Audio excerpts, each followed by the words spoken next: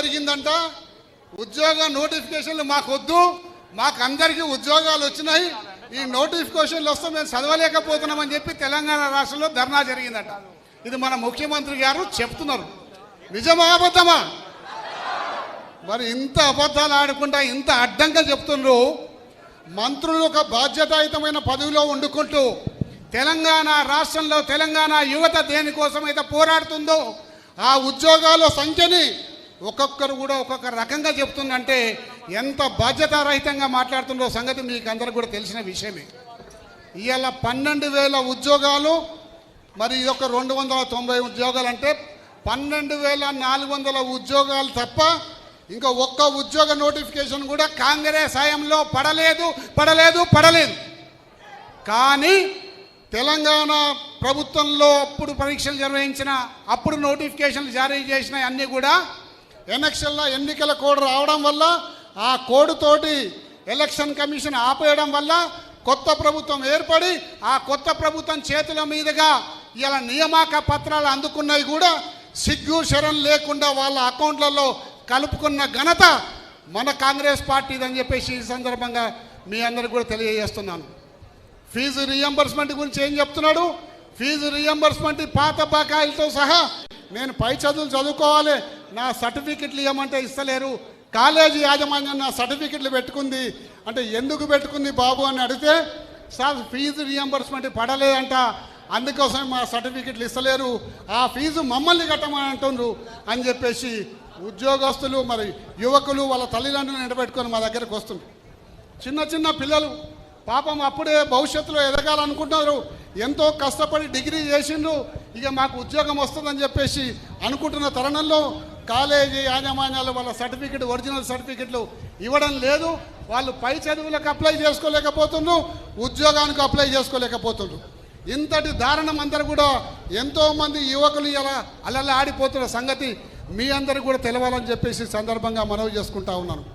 ఇవాళ నోటిఫికేషన్ల ఆశతోటి మీరందరూ కూడా హైదరాబాద్ నగరంకి వచ్చిండ్రు, వివిధ హాస్టల్లో ఉంటుండ్రు, వాళ్ళ బంధువుల ఇళ్లలో ఉంటుండ్రు, సొంతంగా రూమ్లో తీసుకొని ఉంటుండ్రు. మరి అన్నిటికీ దేనికైనా డబ్బు ఉండాలి కదండి, డబ్బు ఉంటేనే చేయాలిగా. హాస్టల్కి అయితే ఫ్రీగా వాడు అన్నం పెట్టాడుగా, హాస్టల్ రూమ్ రెంట్ కట్టాలిగా. మరి ఈ రూమ్ రెంట్లు, మీరు చదువుకునే స్టడీ మెటీరియల్, మీరు ఏదైతే కోచింగ్ తీసుకుంటుండ్రో కోచింగ్ ఫీజు, ఇవన్నీ కూడా పాపం కష్టపడి మీ తల్లిదండ్రులే కడుతుండగా. ఇలా మీ తల్లిదండ్రులు ఎందుకు కడుతుండ్రు కష్టపడి? ఈరోజు కాకుండా రేపు నా బిడ్డకు ఉద్యోగం వస్తుంది, పోనీ కష్టపడుతుంటే ఇంకా 4 రోజులు నేను కష్టపడితే అయిపోతుంది, వాళ్ళకు ఉద్యోగం వచ్చి వాళ్ళ కాళ్ళ మీద వాళ్ళు నిలబడితే మాకు జీవితంలో అదే పెద్ద సంతృప్తి అని చెప్పేసి ఆ త్యాగదనలు కష్టం ఇవాళ మిమ్మల్ని చదివిస్తూ ఉంది. మరి ఇక్కడ ప్రభుత్వాలు ఏం చేస్తున్నారు? నమ్మబలికిండ్రు, నమ్మించిండ్రు, ఇవాళ వంచన చేసిండ్రా లేదా? మీరందరూ మోసపోయినరా లేదా? మోసపోయింది కాబట్టి మీకు అండగా బీఆర్ఎస్ పార్టీ మేము ఉంటాము, చివరి వరకు మీతో పోరాడతామని కూడా ఈ సందర్భంగా నేను మనవి చేసుకుంటా ఉన్నాను.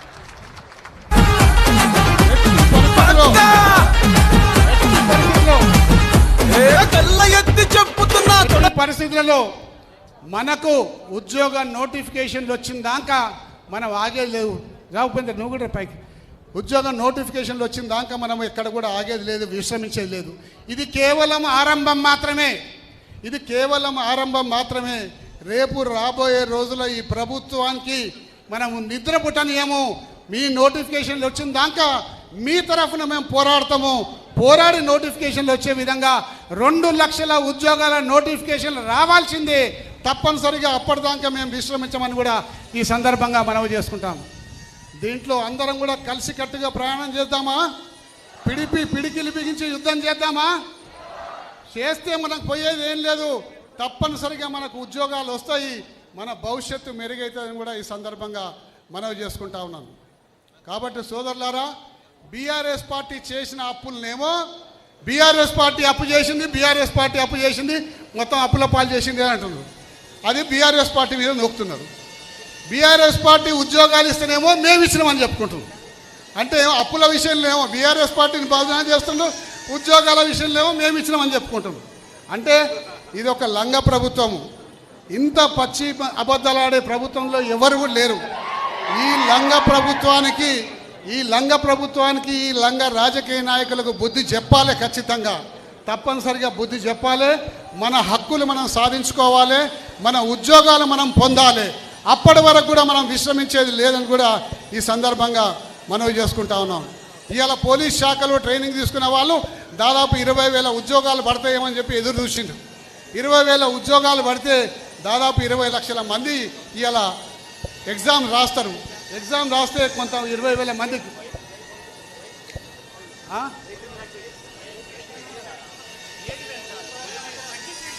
ఇవాళ ఈ ఎగ్జామ్ రాస్తే మాకు ఉద్యోగం వస్తుంది అని చెప్పేసి ఆశపడుతుంది. ఈ ఎగ్జామ్ కోసం ఎదురు చూసి ఏజ్ పెరిగిపోయిన వాళ్ళకందరూ కూడా ఏజ్ పెంచితే బాగుంటుందని చెప్పేసి అన్నారు. ఏజ్ పెంచితే మా అందరికి కూడా ఉద్యోగ అవకాశాలు వస్తాయని చెప్పి ఎదురు చూసిండ్రు. కానీ ఇప్పటి వరకు కూడా ఏ ఉద్యోగం కాదు, ఎటువంటి జీవో కానీ రాలేదు.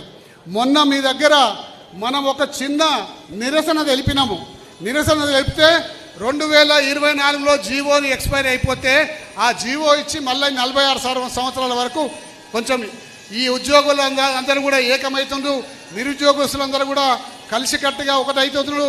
ఇది ఒకటి కాకముందుకే ఓ జీవో ఇవ్వాలని చెప్పి మనల్ని చల్లబరుస్తానికి ఒక జీవో ఇచ్చింది.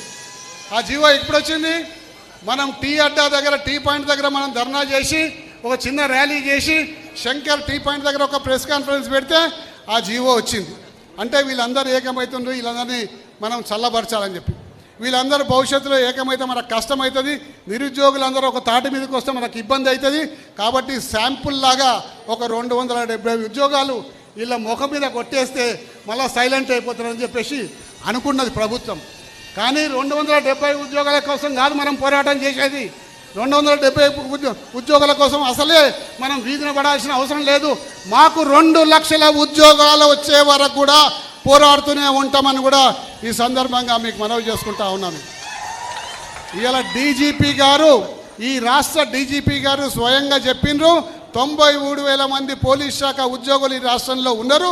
20,000 ఉద్యోగాలు ఇంకా ఖాళీ ఉన్నాయి, తొందరలో భర్తీ చేస్తామని చెప్పి ఈ రాష్ట్ర డీజీపీ గారే స్వయంగా చెప్పిన సందర్భం కూడా మీ ముందుకు నేను గుర్తు చేస్తూ ఉన్నాను, మీకు గుర్తు చేస్తూ ఉన్నాను. ఈ విధంగా పైన ఉన్న ఆఫీసర్లు, పైన ఉన్న రాజకీయ నాయకులు అందరూ కూడా ఈ విధంగా మీకు అందరూ కూడా ఉద్యోగాలు ఇన్ని ఖాళీ ఉన్నాయని చెప్తే ఇక్కడ మాత్రం ఉద్యోగాలు 200, 250 నోటిఫికేషన్లు పెడితే మన భవిష్యత్తు ఏం కావాలి? చదువు కూడా ఎట్లా ఉంటుందంటే విద్యార్థులకు ఒక స్థాయి దాకా చదువుతారు, ఒక స్థాయి దాకానే కష్టపడతారు. కష్టపడినాక ఉద్యోగం రాకపోయేవరకు వయసు మీరు పడతా ఉంటే బాధ్యతలు పెరుగుతూ ఉంటాయి. బాధ్యతలు పెరుగుతూ ఉంటే ఏంటంటే ఆ చదువు మీద మనసు లగ్నం చేయలేరు, మనసు పెట్టి చదవలేరు. కాబట్టి ఏ టైంలో ఏది జరిగితే అదే కరెక్ట్ బాగుంటుంది. మన పెద్దలు అంటారు ఏ సమయానికి ఏది జరగాలో అదే జరగాలి అని చెప్పేసి అంటూ ఉంటారు. కాబట్టి నిజంగా మీకు చదువుకున్న వాళ్ళకందరూ కూడా ఇలా ఉద్యోగాలు కావాల్సిన అవసరం ఉన్నది. ఇలా మీ అందరూ కూడా తెలిసిన విషయమే. బీఆర్ఎస్ పార్టీ ఆల్రెడీ పోరాటం మొదలుపెట్టింది. తప్పనిసరిగా ప్రతి పోరాటం వెనుక, మీ పోరాటం వెనుక మేము ఉంటాం.